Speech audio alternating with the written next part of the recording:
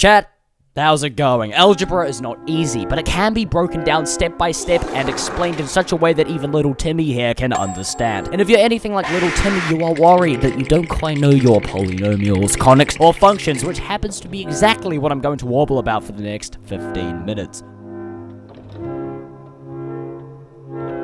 Polynomials. Poly simply means many, and nomial means name or term. Terms in maths are just the little bits of equations that are being operated with. Therefore, polynomial means many terms. Polynomials are characterized by their exponents, where each term from left to right has the variable powers decreasing by 1 until the power is 0. This takes the form ax to the power of n plus bx to the power of n minus 1, blah blah blah, cx to the power of 1 plus d. A monomial just has one term, so this could be like x to the power of 100, or 2x, or negative 53.9x, it doesn't matter. The point is that there is just one term. A binomial has two terms, a trinomial has three, and these are all equations that can be plotted as graphs. This then forms a visual representation of the equation on the Cartesian plane. But sometimes you get an equation that doesn't have a corresponding y coordinate for every x. An example of this is y equals 1 over x. Let me ask you this, for what x is there no corresponding y value? The answer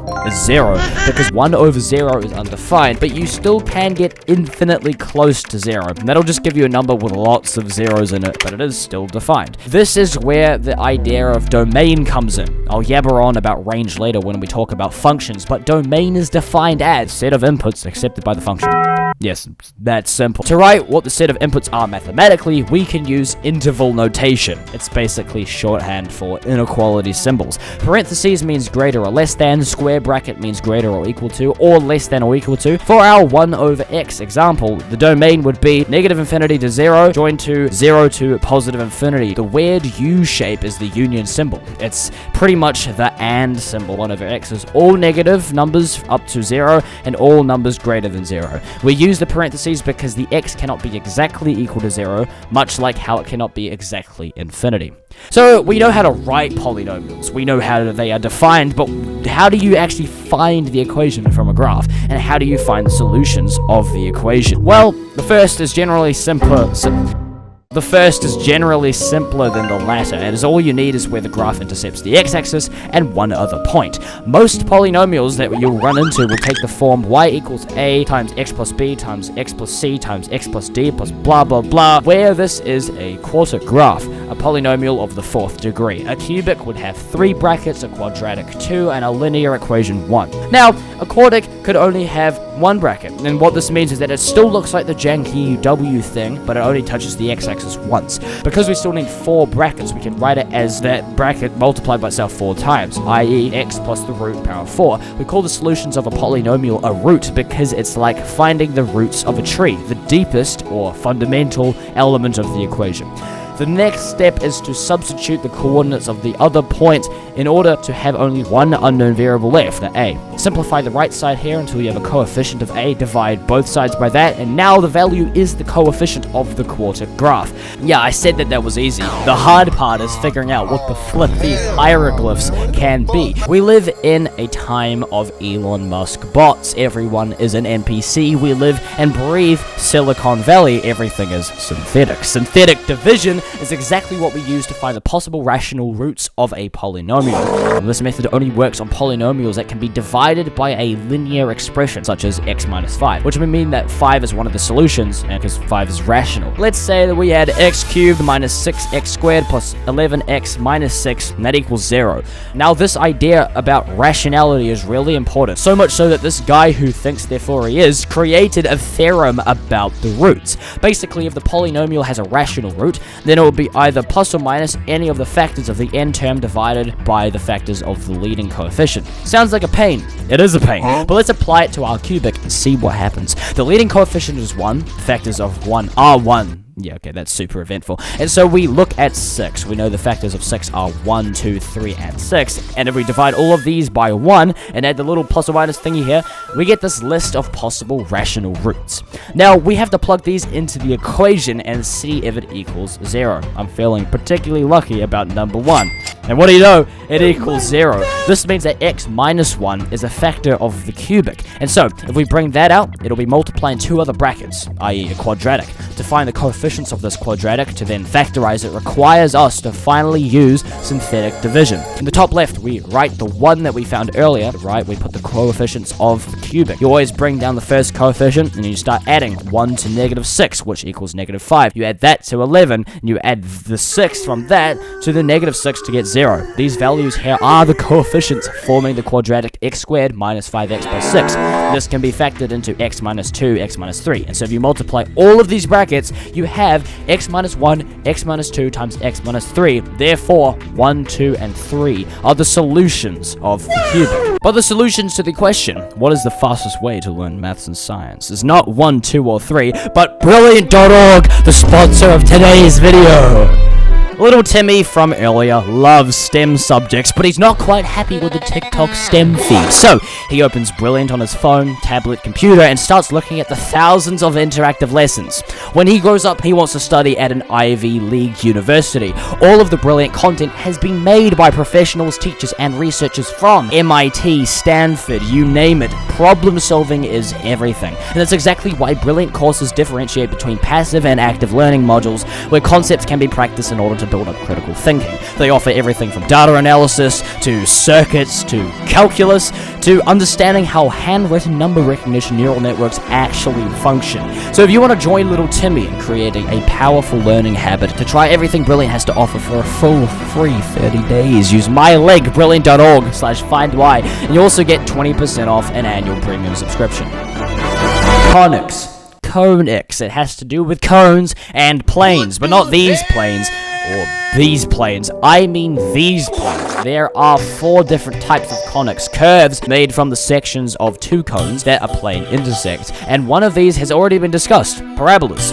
But there are also circles, ellipses, and hyperbolas. Or hyperbolas. Either, it's still stupid. If the plane is level, it creates a circle. At an angle, it forms an ellipse. If this angled plane was at the top or the bottom of the cone, it cuts a parabola. And if it intersects both cones, it makes a hyperbola. All of these follow this general equation. To better understand what these tell us, let's begin with the most basic graph, a circle. Here is a circle centered at the origin with a radius of 2. X squared plus y squared equals 4. It still comes from the general equation, but I've set b, d, and e to 0. Now, you notice how it's equal to 4? Well, the reason for this is because of the trigonometry I talked about in my trigonometry video. All I'm gonna say is, by Pythagoras, we know a squared plus b squared equals c squared equals 4, therefore c is plus or minus 2. Yeah, in this case it is plus or minus because the graph can be negative. If you wanted to shift it around, just put some brackets around the x and y, and you can independently alter the position of the circle. For an ellipse, it's basically the same, but you just multiply the variables to compress them about the corresponding axis. Now, seeing as parabolas either take the forms x squared or y squared, it may not be immediately apparent that these still follow the general conic equation. These can be horizontally shifted in the same way that we did with circles, and vertically by changing what it is equal to. Now, a hyperbola, interestingly, is basically the same as an ellipse. Well, you might go, well, they look nothing like each other. But actually, imagine that you grabbed the center of the ellipse and pulled outwards in opposite directions. The two halves would be facing away from each other. So instead of 2x squared plus y squared equals 1, the hyperbola for this ellipse would be 2x squared minus y squared equals 1. Cool. So if you've ever worked with quadratics, you may have heard of something called the discriminant. It's a little part of the quadratic formula that tells us how many real solutions it has. This idea of a discriminant can be translated into finding what kind of conic an equation is by the exact same expression. If it is equal to 0, it is a parabola. Greater than 0, it is a hyperbola. And less than 0, it is an ellipse or the circle. The last important idea I'm going to talk about that is related to conics is eccentricity. This is basically how stretched it is. If it is equal to 0, it is a circle. Between 0 and 1, it is an ellipse. Equal to 1, it is a parabola. And greater than 1, it is a hyperbola. That's great and all, but how do you find it? Let's say that you have 2x squared plus 3y squared equals 2. Now, from looking at this equation, we already know it's an ellipse. And to prove this, we must show that eccentricity is between 0 and 1. Divide everything by 2 to get rid of the coefficient of the x, and do the same for the y. Now that we have this equation here, plug in the denominators into this formula here, where the denominators are a squared and b squared. So you get the square root of 3 minus 2, so 1 divided by the square root of 3, which is roughly equal to 0.577. In eccentricity, in eccentricity between 0 and 1. So yeah, it's an ellipse. Functions are special. A function is a function if it only has one y coordinate for a given x coordinate. A non-example of this is a circle, because if you put a vertical line on it, there is at least one input or x coordinate that produces two outputs. We can show this algebraically by rearranging the equation x squared plus y squared equals 1 for y. Y equals plus or minus the square root of 1 minus x squared. Because of the plus or minus, we know we get two solutions, and therefore the circle is not a function. If you've ever done trigonometry, you would have heard of inverse sine or arc sine. If you have sine of x equals 32 and you wanted to find x, the way to get rid of the sine is by inverse signing both sides. So x equals the inverse sine of 32. This works because the inverse sine does the opposite operation to sine. If you had f of x equals 2, where the f of x does have an inverse, then x equals the inverse f of 2, because the inverse f of x equals x.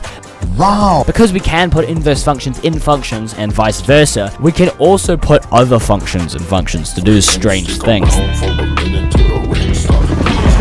This is called composition, and we use this symbol to denote the nesting of the functions. So if you let f of x be 2x and g of x be x plus 3, we can write f of g of x as 2 times x plus 3, which is 2x plus 6.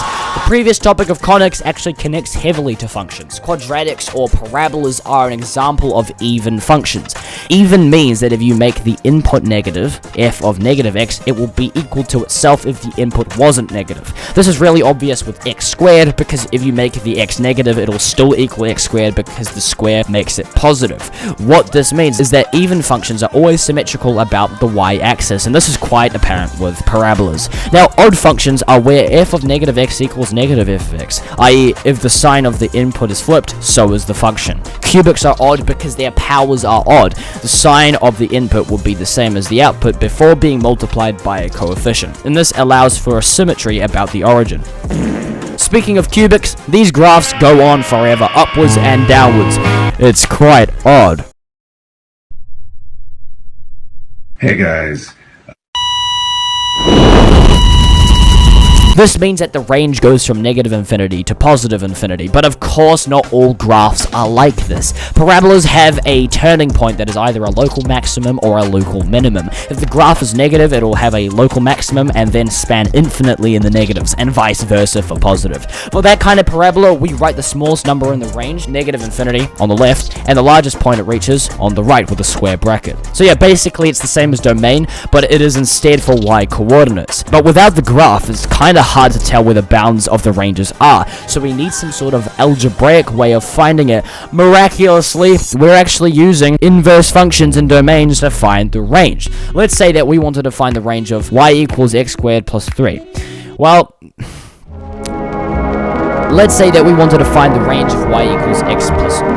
Let's say that we wanted to find the range of y equals x squared plus 3. Now, assuming that this does have an inverse function, which means that, just like functions, it would be 1 to 1, we can start by swapping x for y and y for x. So you've got x equals y squared plus 3. Now we want to rearrange this for y. So y squared equals x minus 3, therefore y equals plus or minus the square root of x minus 3. Okay, well that's not a function then, because we can't have two outputs. However, we can restrict x to be greater or equal to 0. Therefore, the domain of the original equation is 0 to infinity, and therefore we can get rid of the plus or minus. So y equals the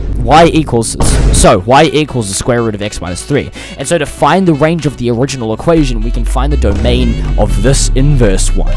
What values must x be? So y equals real values. 3 minus 3 equals 0. The square root of 0 is 0, but the square root of anything less than 0 is imaginary. Therefore, x is greater or equal to 3. And so the range is 3 to positive infinity. And that's how you do it.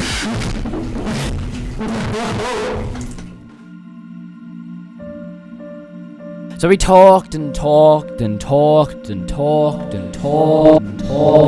about some of the things that algebra has to offer. Hopefully this video sets you up at least a little bit for your pre-calculus learning, and make sure to check out Brilliant to further strengthen your knowledge. And I'll catch you in the next one. Thanks for watching.